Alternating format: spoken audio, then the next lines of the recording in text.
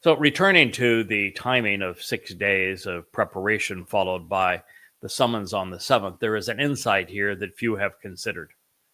There was no indication that either Yahweh or Moshe engaged doing any work during the initial 6 days. It was not until the 7th day that they began the long process of educating and guiding humankind.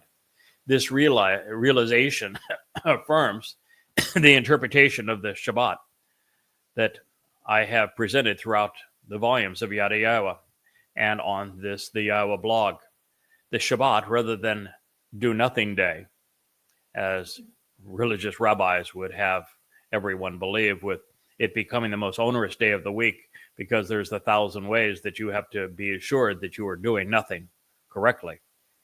It is actually the time to do something really extraordinary, and that is to celebrate our relationship with Yahweh by reading the very same Torah that he presented to Moshe at this moment in time.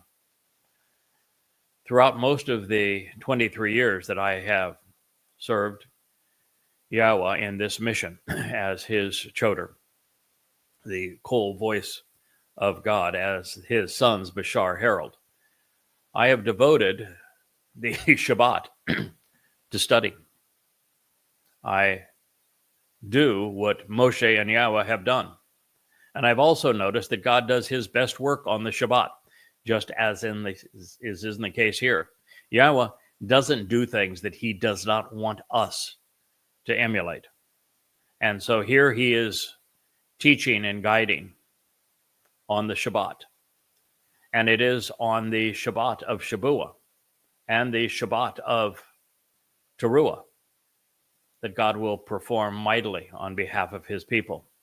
And our camping experience with Yahweh begins on a Shabbat of Sukkah. In fact, even to the announcement of a full eclipse of the moon in year 6000 Yah, October 7th of that year. And the most difficult work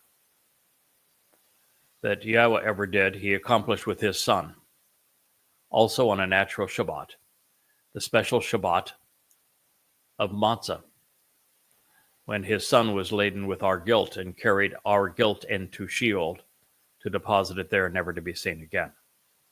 So don't think for a moment that the Shabbat is do nothing day.